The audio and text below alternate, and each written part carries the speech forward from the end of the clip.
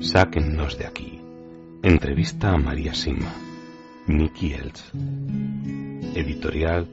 Gratis lo recibiste, gratis ofrécelo. Dedicado con amor a todos aquellos que aún han de experimentar el amor de Dios.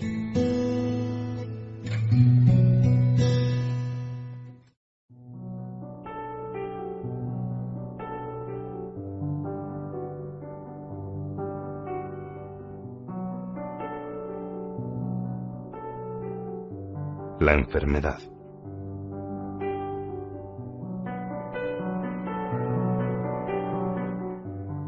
Buenos días, entre Nicky.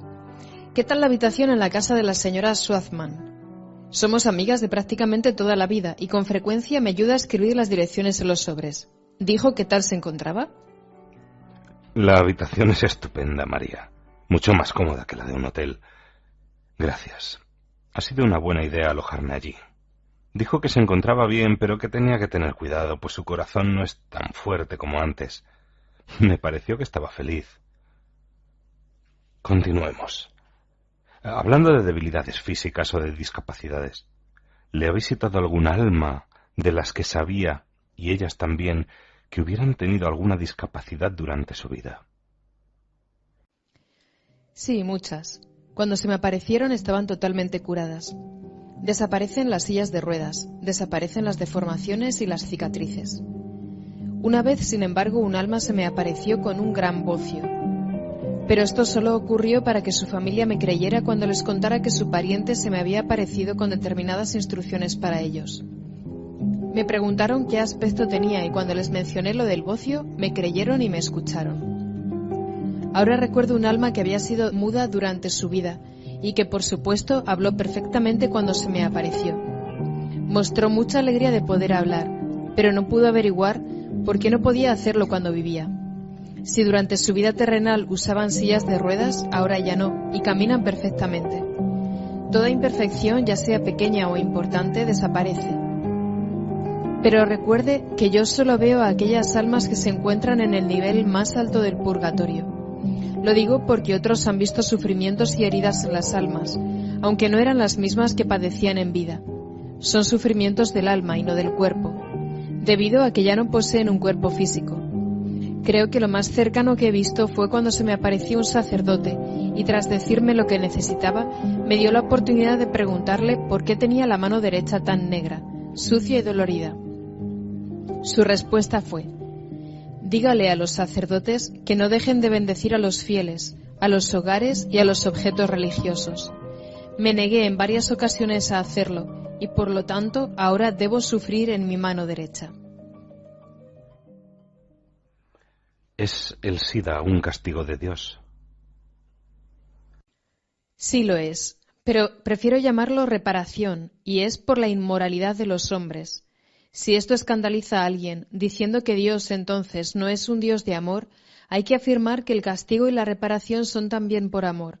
Y en cuanto a los inocentes que ahora también sufren el SIDA, se debe a una reparación mayor y necesaria. La misericordia de Dios es infinita, pero su justicia también es total.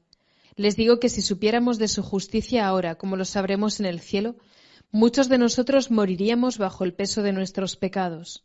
¿Cree que encontrarán una cura para el SIDA? Ya tenemos la cura, pero como no da dinero y no es muy popular, se continuará haciendo oídos sordos a la misma. La cura es Jesús y los 10 mandamientos. No se nos dieron para controlarnos, sino para protegernos, fortalecernos y liberarnos. Eso es una cura preventiva. ¿Qué posibilidad hay de una curación de la enfermedad una vez ya contraída? Eso también ha sucedido en lugares con mucha oración. ¿Dónde? He oído de un lugar en Italia, pero ahora no recuerdo el nombre, y también en Medjugorje. Lo importante, sin embargo, no es el lugar exacto, sino la calidad de la oración. Cuando los peregrinos acuden a esos lugares llevando grandes cargas que ya han sido examinadas por médicos, psiquiatras, sacerdotes y parecen empeorar en lugar de mejorar, ¿puede que esto sea causado por algún alma del purgatorio de su pasado? Sí, puede ser. Pero si así fuera, Se trataría de las almas que se encuentran en los niveles inferiores del purgatorio. En estos casos, un buen exorcista podría detener las presiones de los difuntos hacia los vivos. María, ¿puede contarme algún caso en que la falta de perdón trajo una enfermedad? Oh, esa es la causa más común de las enfermedades. Sí, recuerdo un caso en Innsbruck, donde una joven no podía perdonar a su padre. La situación era la siguiente. Mientras el padre estaba vivo, nunca dio una alegría a sus hijos, y en el caso de esta joven, en una ocasión en la que surgió una buena oportunidad laboral, el padre se negó a dejar que su hija la aceptara. Se trataba de un trabajo que incluía una buena formación, y al prohibirlo, provocó que la muchacha no recibiera una buena formación en toda su vida. Y fue justamente esto lo que la joven nunca pudo perdonar a su padre. Poco tiempo después de la muerte del padre se le apareció no solo una vez, sino 3 veces, rogándole que lo perdonara, pero su hija se negaba. Al tiempo la joven enfermó, y durante su enfermedad comprendió que debía perdonarlo. Lo hizo, y lo hizo muy profundamente, con todo su corazón. La enfermedad desapareció rápidamente. Ahora no puedo recordar exactamente de qué enfermedad se trataba, pero se dio cuenta claramente de que se debía a su prolongada negativa a perdonar. No siempre podemos olvidar las cosas, pero debemos perdonar. La falta de perdón es la causa de las mayores cargas y limitaciones que nos provocamos a nosotros. Si nos acercamos a Dios, seremos mucho más libres y felices. Y con el perdón llegaremos a comprender mejor lo que realmente ocurre. Eso también es una gracia enorme y muy importante. Recuerdo otro caso. Se trataba de una mujer que sufría de una picazón desagradable en la piel desde hacía 20 años o más. Todo lo que la medicina moderna había podido hacer fue darle una crema muy costosa para reducir el malestar. Más tarde, durante una peregrinación, conoció a un hombre muy piadoso y muy experimentado que durante la cena se dirigió a ella y a su marido y simplemente les dijo: «Pidámosle a Jesús que nos cuente cuál es la causa de lo que tienes en las manos y en tu pierna derecha desde la rodilla hacia abajo». En ese mismo momento, ese hombre tuvo una imagen interna de una mujer agachándose con la rodilla derecha en tierra y con sus manos abiertas hacia una niña. Esa niña era esa misma mujer en la infancia, y la mujer adulta de la visión era su madre. La madre había dejado de abrazar a sus hijos, y especialmente a su hija, ahora adulta, y ella nunca la había perdonado por esto. Cuando lo explicó, el marido le dijo a su mujer: «Es verdad, nunca has perdonado a tu madre por eso». La mujer, con lágrimas en los ojos, admitió que efectivamente nunca había perdonado, y durante 2 o 3 días puso esta intención en su oración y en la misa. La enfermedad se redujo a una fracción pequeñísima de lo que había sido. Poco después la pareja regresó a su hogar. El hombre que había tenido la visión nunca supo realmente si aquella enfermedad llegó a desaparecer completamente o no, pero la picazón y el aspecto desagradable sí lo hicieron casi de forma inmediata. No podemos pretender que el perdón total de una persona ocurra de la noche a la mañana, pero Jesús les demostró a los 3 presentes esa noche dónde estaba el problema. Por lo tanto, la enfermedad se produjo para recordar de alguna manera al vivo el pecado de su antepasado. De este modo, el alma que estaba aún en el purgatorio se dio a conocer y rogó que la perdonaran, ya que debido a ello no podía ir al cielo. Ahora estoy segura de que esta alma, cuyo nombre nunca conocí, está en el cielo, y su hija está libre de esa situación dolorosa que le molestaba y que le costó mucho dinero durante varias décadas. María, dijo antes que Satanás envía enfermedades por medio de brujas con demonios bajo su control. ¿Cómo se da cuenta alguien de si su enfermedad está causada por ellos o por algún otro motivo? Rezando con él o por él. Si tiene otra causa, el exorcismo o la oración no darán resultado, pero cuando proviene de los demonios sí lo da. En un principio la enfermedad no cederá, pero si perseveramos finalmente desaparecerá. En los hospitales el término virus debería ser una posible señal de advertencia al respecto. Con frecuencia los doctores usan esta palabra cuando hay algo que no pueden explicar. En casos así hay que llevar a un sacerdote o a algún otro poderoso intercesor y hay que pedir a los amigos y parientes que recen por la intercesión de Nuestra Señora y de San Miguel. El sacerdote también deberá llevar agua bendita para exorcismos o, mejor aún, aceite. ¿Podría darme un ejemplo o dos de enfermedades enviadas de forma demoníaca? En este momento recuerdo 3 casos. Uno fue una neumonía, otro una leucemia y el tercero una enfermedad corta pero de terribles dolores de espalda. Este último caso es el que más conozco, porque le sucedió a un amigo mío que se ofreció para trabajar durante varios meses junto a uno de los sacerdotes más respetados de Europa. Mi amigo sufría de una leve punzada en el nervio entre la tercera y la cuarta vértebra. Al principio se trató con inyecciones de un relajante muscular que no lo aliviaron en absoluto y solo hizo que empeorara. En esos momentos el dolor era terrible. Entonces mi amigo sospechó que esto podía ser demoníaco y llamó a 2 sacerdotes. El primero vino, pero dudó de su sospecha. Tras una larga e inútil discusión, el sacerdote aceptó rezar por él, aún sin creer. En el momento en que comenzó a rezar, los dolores explotaron y se irradiaron hacia el hombro, el brazo y el muslo derecho de mi amigo. Era como si un tenedor le estuviera destrozando los músculos y luego se detuviera para moler las articulaciones. El dolor se extendía hacia arriba y hacia abajo mientras el sacerdote rezaba, y pasados 3 o 4 minutos cesó repentinamente. Sin embargo, mientras duró el dolor, mi amigo casi perdió el conocimiento entre espasmos, gritos y alaridos. Cuando todo acabó, el sacerdote, con lágrimas en los ojos, reconoció que la sospecha había sido correcta. 6 horas más tarde, después de que mi amigo durmiera un poco, el segundo sacerdote, aquel para el que estaba trabajando, fue a verlo y también comenzó a rezar. Esta vez la intensidad del dolor era solo 1/3 de lo que había sido antes, y luego cesó por completo. Después de permanecer 5 días en cama, mi amigo pudo levantarse y volver a su trabajo como antes. 2 semanas más tarde vino aquí y contó su caso a un amigo mío exorcista, que rezó para que desapareciera la pequeña parte que seguía allí presente y descubrió que alguien de su ciudad le había mandado el dolor. Mi amigo no conocía a quién lo había hecho, pero como era un asistente legal y perseverante, había sido suficiente para enfurecer a alguien.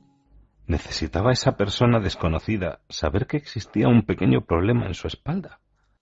Ciertamente los demonios que se apoderaron de esa pobre persona sabían de ese problema, pero también teniendo en cuenta lo conocido que era el sacerdote para el que trabajaba, mi amigo estuvo expuesto a una guerra espiritual muy grande.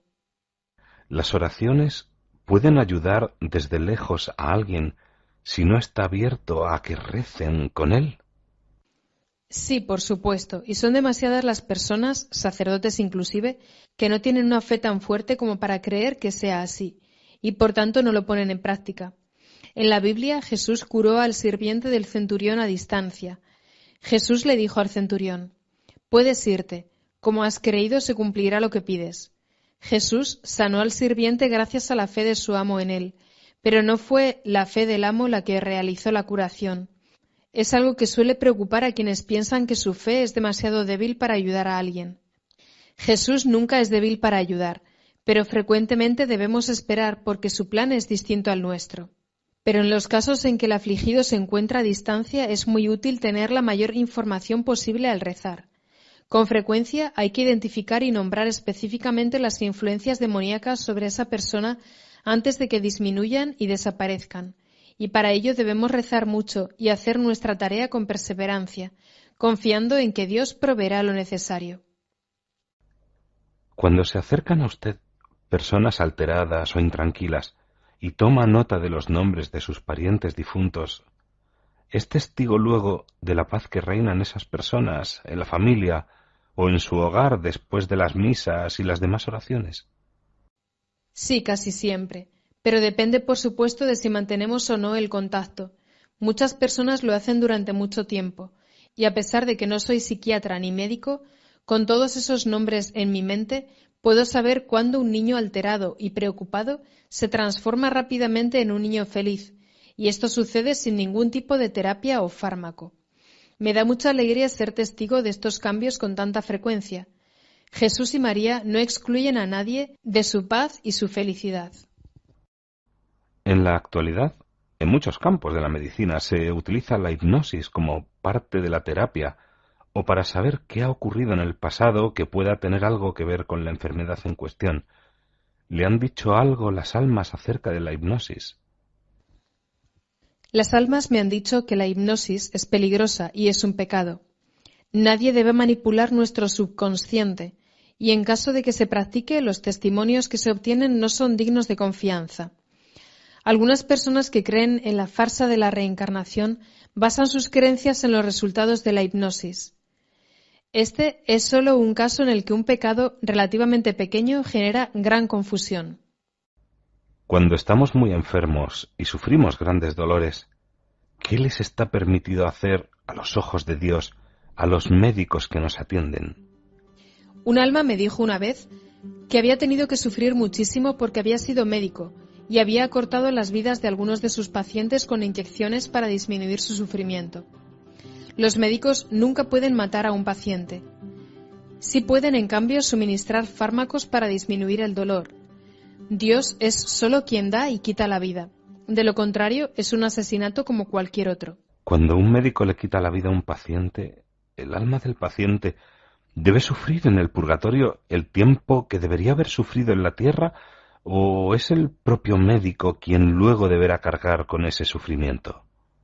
Lo sufrirá el propio médico, y si no cambia y detiene su actitud mediante la confesión, la penitencia y la reparación por voluntad propia, serán su familia y las generaciones siguientes las que sufran las consecuencias, que serán muy duras.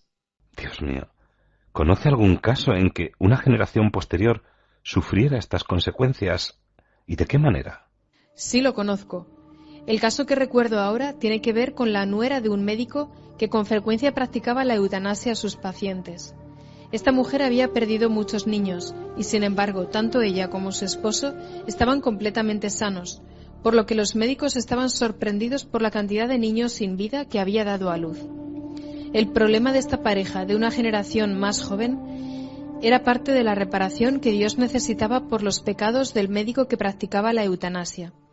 Esa era la justicia de Dios.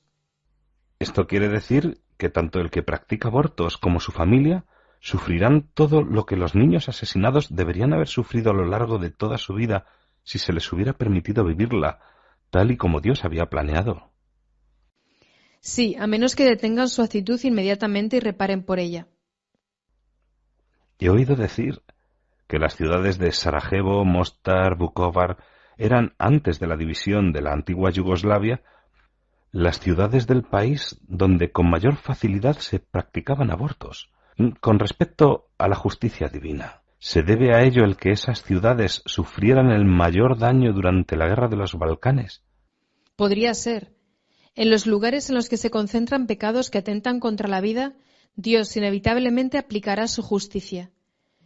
Que este ejemplo sea una advertencia para todos los gobiernos, tribunales y médicos del este y del oeste.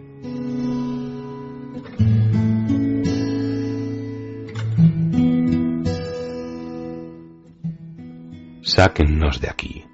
Entrevista a María Simma. Nicky Elch. Editorial. Gratis lo recibiste, gratis ofrécelo. Dedicado con amor a todos aquellos que aún han de experimentar el amor de Dios.